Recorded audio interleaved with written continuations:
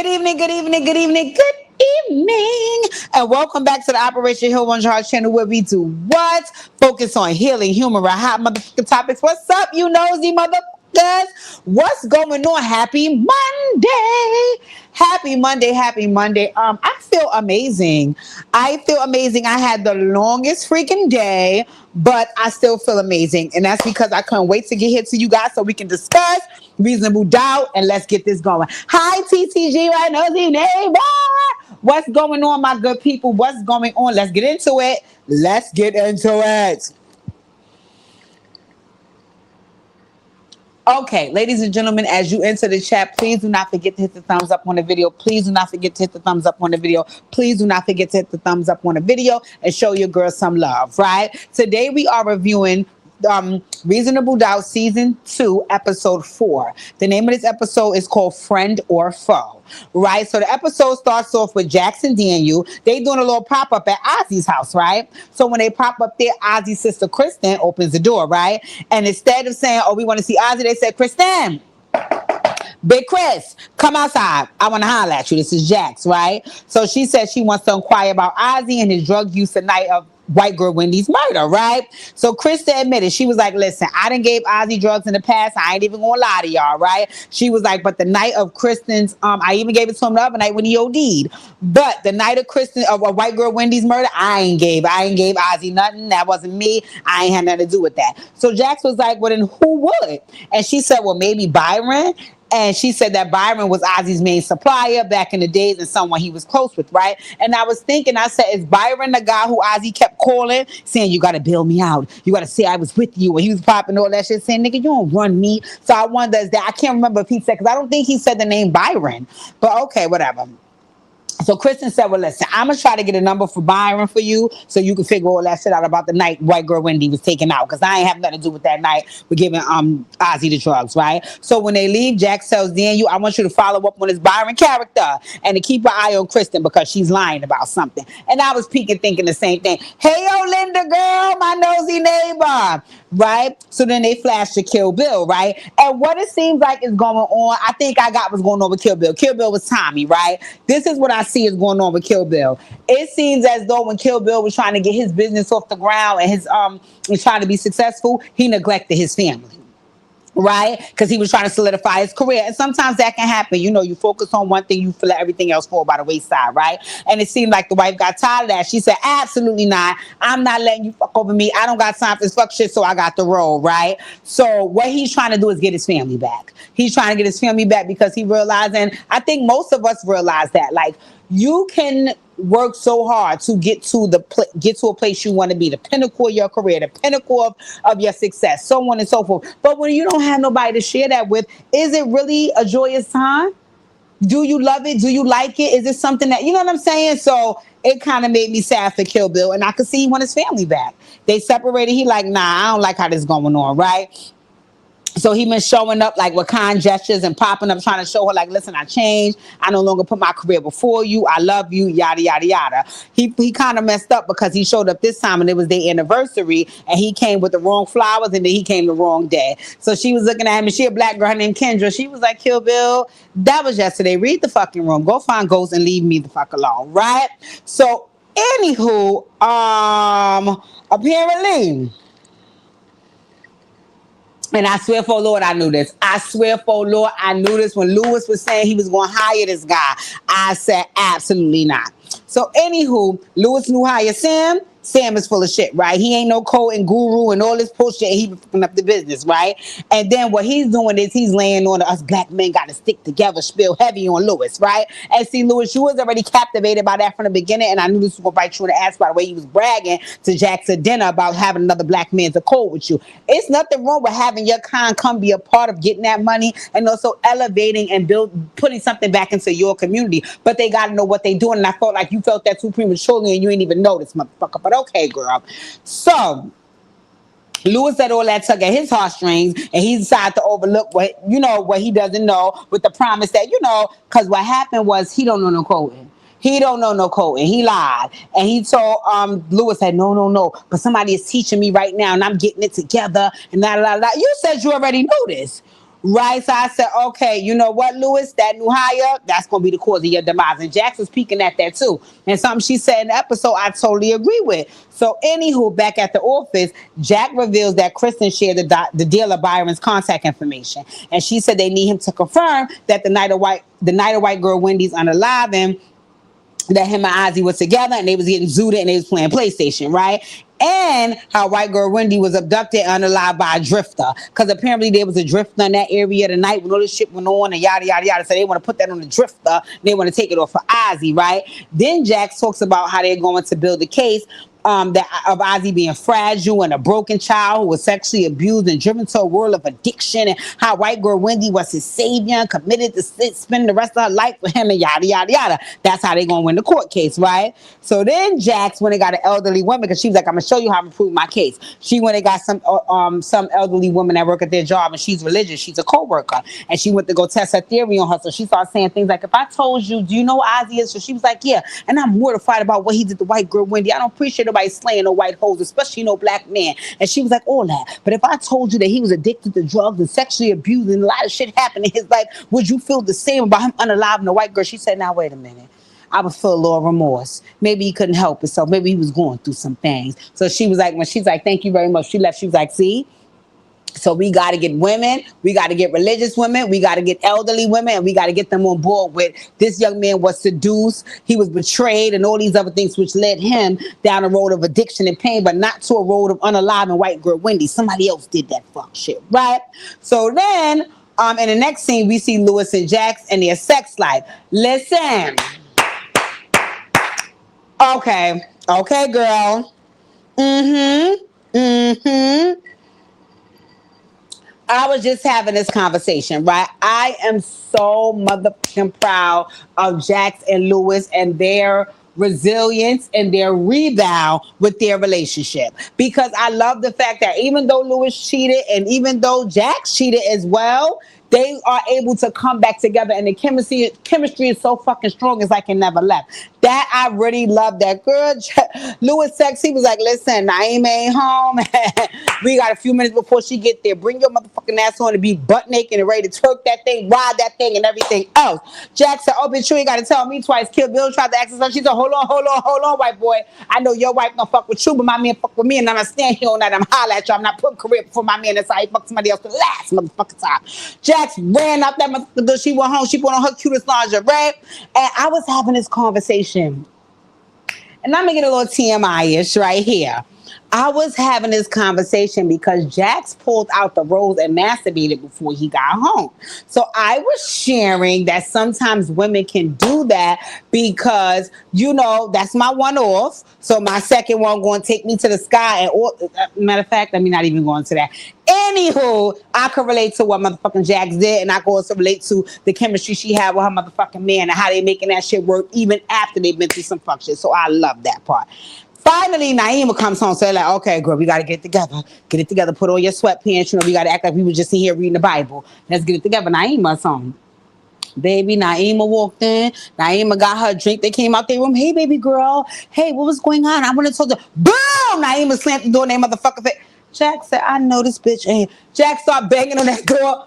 Naima, I'm a black mother. I know you got white friends, but I'm a black mother. If you don't open up this motherfucking door, the way my foot won't come through the door and go up your ass is going to be a problem. And Naima fucking peasy ass had no that. Naima was like, okay. So she bust open the door. And she was like, listen, why y'all was lying in my motherfucking face and playing in my motherfucking face, knowing that dad then fucked my best friend mama and got her pregnant, and now y'all lied about that, and she walking around pregnant, then y'all telling me it's a dead baby that could have been my sibling? Man, what? So I was like, oh Lord, right now. So anywho, that happened. And the next scene, we see that Spencer is back from boarding school. Spencer! Come here! Spencer! Spencer, you was hanging out with Quincy? Spencer, you was giving me a real Quincy, Albie Shore, a.k.a. Diddy son tease. I don't know. You used to be brown skin, now you're light skin. You used to have coarse hair, now you have Jerry curls. Like, everything about you was, for me, it was giving me a real Quincy tease. But okay, I guess, whatever, right? So they at the table, and it's a real awkward dinner scene, right? So what I love is that, listen, the parents was like basically like, listen, we know we fucked up, so forgive us. And they was like, pretty much pleading for their forgiveness. Like, what's up? What we could do, because we trying to move past this. Me and your father didn't got past it, so we trying to help all of us as a family get past it so we can move on. And one of the things that Naima said that kind of made me a little sad was she was like, can I ask a question? So they was like, yeah, what's up? What's going on? She was like, why the fuck y'all not happy with this family? Like, why are y'all hell bent on doing something to fuck up this family? Like, it seemed like every time we going good, y'all fuck this shit up. And I was like, wow. She was like, so why what's up with y'all? Like, why y'all keep getting this parenting thing wrong? And that really made me sad because number one, I love the honesty of Naima, but also to know that that's how your children view you. That made me sad for them, right? Spencer didn't give a fuck about none of that. Spencer was like, thanks for having me. Okay, I'm here for these couple of days. Y'all have fun. God bless and good night, right? Louis, come here. I wish that you was the Wood Harris character from Forever to Spencer that Wood Harris character was to his son. Because I felt like they don't show on this show. And I know it's more about Jax and her career and their marriage. But if they're going to show family life, I would like to see them showing the parents connecting to the kids more. And I didn't really get that Jax was connecting too much to Naima to fix the situation. At least they didn't show it on camera. And I also didn't get that Louis was connected to his son, especially with him being away in boarding school, to kind of make the situation better. So I was like, oh, no. So anywho, in the next scene, Jack meets with Ozzy because she want to advise him that he should go public with the sexual abuse because it will, help his case, right? Ozzy was like, absolutely not. Absolutely not. You want me to go public with this bullshit? I would do no such thing, right? So Jackson's like, listen, what you did with Sharon in your therapy session and all of that was courageous. She was like, and at this point, you are freeing yourself and you're going to be released from this. So, that situation has more power over you, right? So Ozzy said something that really, really made me sad. He said, I lost all my power the day that I lost white girl Wendy. So that means Wendy was really his word. I was like, damn. So maybe he didn't unalive white girl Wendy. But I also know you were actor Ozzy, so I don't give a damn how many times you say you ain't unalive white girl Wendy. I'm still in the back of my mind peeking at you. I don't know why. I can't reconcile that you didn't do that shit. I'm sorry. Right? So Jack shares with him. She said, before you share anything about that whole essay situation with whoever did whatever, I think you need to share with your parents first, right? So then the jury selection gets started. Then we see Jax at ladies' night with her girls, right? This show is very, very reminiscent of being Mary Jane. I swear to God, as I watch more and more of the show, it's not identical, but it's very, very reminiscent of being Mary Jane. And I really think I came to that conclusion because the father in Reasonable Doubt is being Mary Jane's brother on her show. So I guess that's what kind of made me draw it. But it's a lot of other comparisons between Jax and Mary Jane that made me draw that conclusion. I just didn't know it indefinitely, right? So anywho, at the ladies' night, they all chilling there for them, and they found out their homegirl Autumn is pregnant. I was like, oh, that's so nice. She announced it at the ladies' night, right? And they was asking, they was like, yeah, we heard Spencer and Naima found out about the side baby with Tony, and they was pissed off and yada, yada, yada. And Jax was saying something that I could totally understand how she felt in that situation. And it's also like, again, I'm not a parent, but I got this like kind of like awkwardness from my mom, right? I can imagine that when you are a girl mom, you want your daughter to look up to you. You want your daughter to be proud of you. You want your daughter to look at you like Superwoman. And what she was saying was that, because the situation has unfolded, she's just unclear about the way her daughter views her. She was like, and she felt a little ashamed and embarrassed because she felt like she didn't show up her strong, powerful self for her daughter, and she feels like if I don't show up that way for my daughter, then I'm not enabling and providing the space for her to show up that way for herself. And I totally agree with and identify with Jax because I feel like my mom did that for me. I feel like my mom showed up resilient and strong and powerful, and I wanted to also live up to those standards because I felt like she set the tone for what a woman should be. So a lot of times when people would judge me about things that I was not backing down off of or things I was standing strong on, even to this day, it would still be like, but so motherfucker what? Because I come from a strong-ass woman that showed me that that's who you need to be in order to call yourself a woman. So I understand Jack's feeling of like, I felt weak, because I feel like my daughter is looking at me in a way, and I don't want my daughter to see me through that lens. And the same way I didn't see my mom through that lens, I would never want to raise a girl and allow her to see me be weak in any situation, even though I'm human.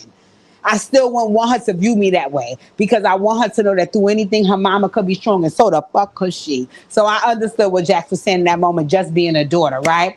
So then Chanel and Autumn, they took a bathroom break, right? And it was only Jackson and Sally left. So apparently Sally is married to Chris, but they going through a divorce, and she was letting Jax know that she was back sleeping with Chris, and she was enjoying it, right? But Jax was like, well, hold on. Are you sure that's the best decision for you? Are you the only one he's sleeping with? Is it safe? Yada, yada, yada. Sally automatically got indignant. And again, I don't kind of want to judge Sally in this moment, because I don't know the history of them, because I don't remember shit that happened on the other seasons. Y'all don't judge me. So when Sally got indignant like that, I was like, what the fuck is going on? And then next thing you know, she started saying Jax was a hater, and Jax was judgmental. And Jax was like, well, fuck you, bitch, because you a hoe. And they was having a whole secret argument, right? Next thing you know, the other two friends pulled back. Hey, ladies, we talking. They was like, no, we're just talking about the baby. That one, number one, was a being Mary Jane moment that I remember. And number two, what happened there? So I might have to research the backstory of Sally and Jax. But anywho, back at home, Lewis shares with Jax. He was like, listen, you see all the fucking work drama? This new nigga done got me in some trouble. And like I said, I love what Jax said to him. Jax said, listen, we in this together, right? So you don't need to, no, she said, this is what she said. She said, don't let that black man we in this together still sidetrack you, right? She said, as a black man, he needs to do the work. And one of the things that she did say was, she was like, I don't have an issue. Something about, basically, she doesn't have an issue sending the ladder back down, but folks have to choose to climb on up. So, and I got that. And I won't go into a lot of times how people of the same race can feel incredibly privileged to have their race work somewhere or live somewhere, because then they feel entitlement, but how they maneuver and their behaviors regarding that entitlement is so disrespectful in the back. Like, that's a whole nother story. But I understood what Jax was saying. She was like, listen, there's nothing wrong with you wanting to help him, but he has to do the work himself. It's not just you. Absolutely not, right? So then she was like, well, listen, I wanted to introduce, the idea of allowing my children to meet Alcoholic Eddie, right? So Lewis was like, listen, I ain't got no issue with our kids meeting Alcoholic Eddie, but I'm just saying, if you're not 100% about Alcoholic Eddie, then I don't want him around, because he's not going to be disappointed. My motherfucking kid the same way he disappointed you, right? So in the next scene, Jack's mother is watching the kids, right? And she doing TikToks with Naima and so on and so on. So Alcoholic Eddie stopped by. Hey, girl, I know you said you was going to be here with the kids, so I thought I would drop one by, right? So Spencer was like, who the fuck is this? So he was like, oh, my name is and I'm your mother father, and yada yada. So he was like, so you the old nigga that dipped on my mother?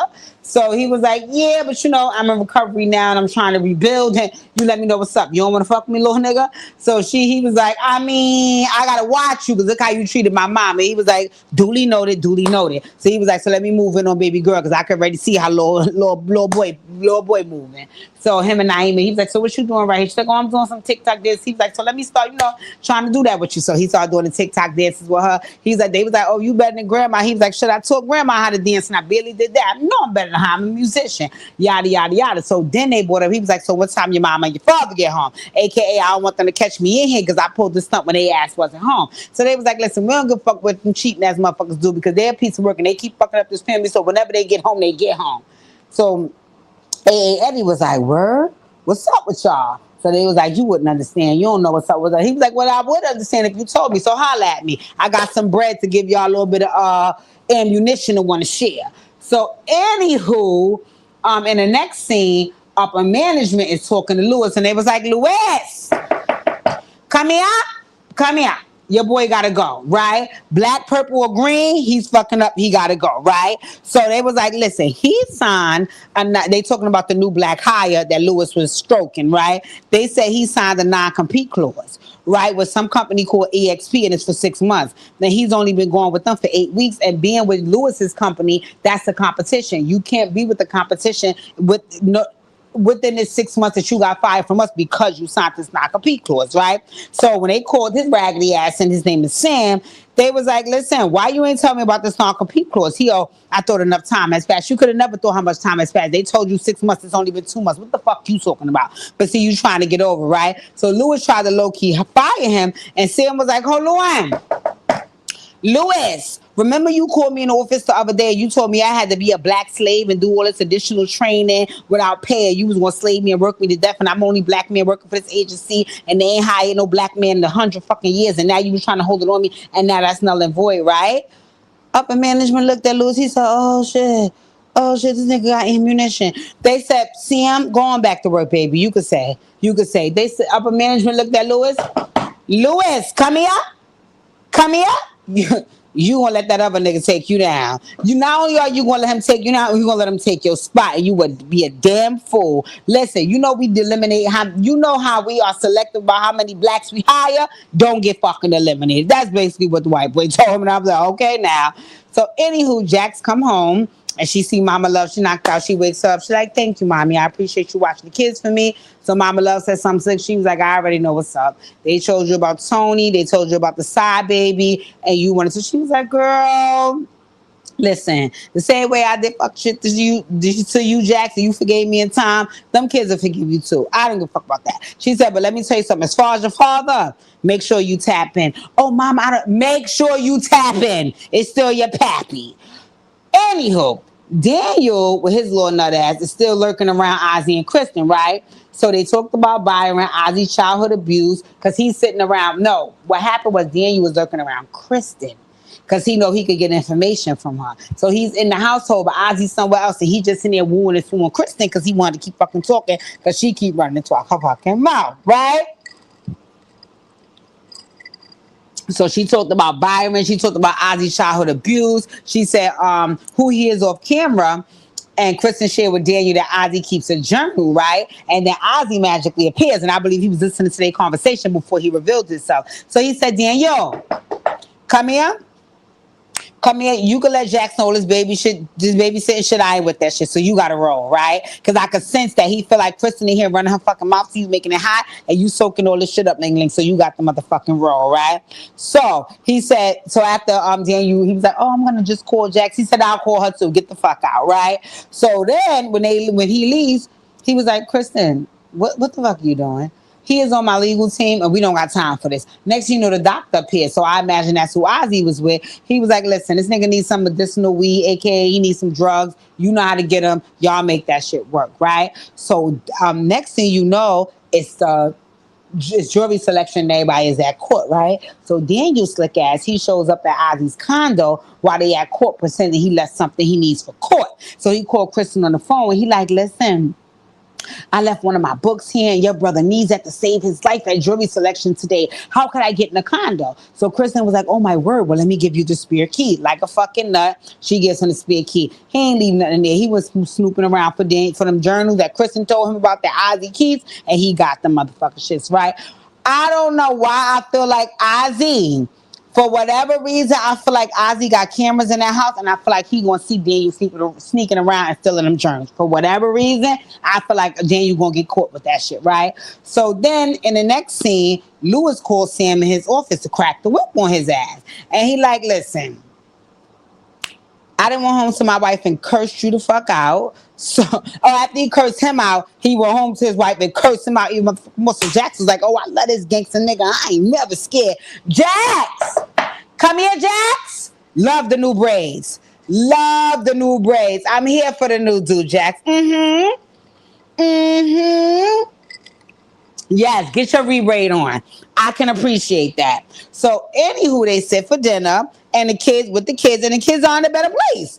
They being all pleasant. They saying they should have helped with dinner, and then they say, we realized that we need to just calm our ass down because we met Alcoholic Eddie. Lewis was like, y'all read who? They was like, yeah, Alcoholic Eddie. I was that I'm a grandfather. They was like, absolutely not, right? So Lewis was like, let me holler at you, Jackson, in the room. So he took her in the room and he's like, I don't really feel like this introduction is a good thing. How did this happen? Well, she was like, well, I didn't know what happened. But the other day, mama was here with them and she was like, listen, this might be a good thing. Like, look how the kids are responding to us. Like, that may not be a bad thing. She says, so, just relax. Let's just see how it all plays out because I want to see how it all plays out. So Lou was looking at her. He said, bitch, so the same nigga that disappointed you your whole life, you want to now let in our kids' life and let him disappoint them too? Jax, come here.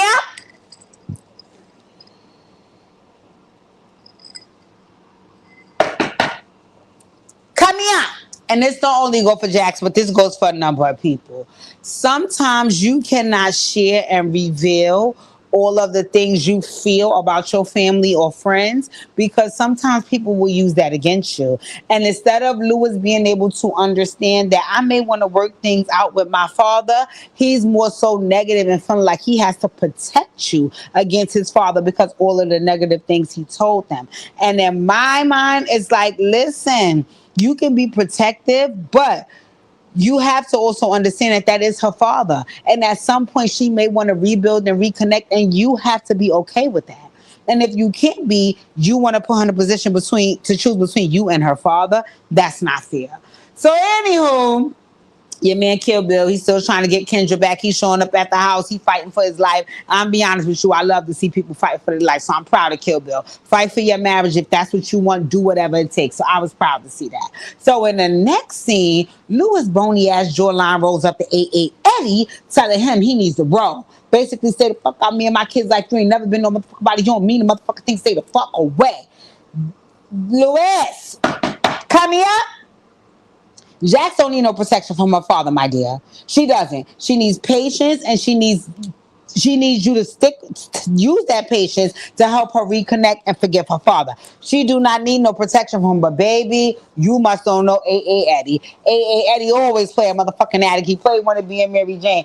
Eddie said, wait, hold on, fuck on. You must know I'm a scrappy motherfucking addict on that. He cursed Lewis the fuck out. He said, let me let you know what motherfucker you wetback monkey. You ain't nothing but a well-kept man, a simp, and a motherfucking cornball. So I'm letting you know, as long as you cooking the motherfucking meals and standing in the house that my motherfucking daughter paid for, kill your motherfucking ass on fire, mollywop and dog you with them dreads up and down this alley in front of all my other addict friends. Leave me the fuck alone and fuck you. Yeah, A.A. Eddie. Yeah. Fuck is you talking to? The bitch you fucking this bitch I made pop. Don't do that. Don't do that. If my daughter want to have smoke for me, I deal with what she got for me. But not you, my nigga. I don't know you. You were outsider looking in. Don't play with me, right? So then he said, I have to take Jack-ish because she's my daughter with the money, but you, on the other hand, carry your ass on, finish playing 2K, and lead me back to my special motherfucking brew. Yes, A.A. Eddie. Yes, A.A. Eddie. So now, Daniel done got hold of the diaries, right? So he in there reading the journals and all of that, right? And Lord, I fucking know it. I knew it. I knew this hoe wasn't on this show for no reason. I motherfucking knew it. I knew Mercedes was bouncing that P-Valley Panani on Ozzy. I knew it from the first intro fucking induction. Because remember, she was at the first meeting with Jackson. It was like, you here, the father here. Where's the mama? Then we realized it was different mama. I said, oh, yeah.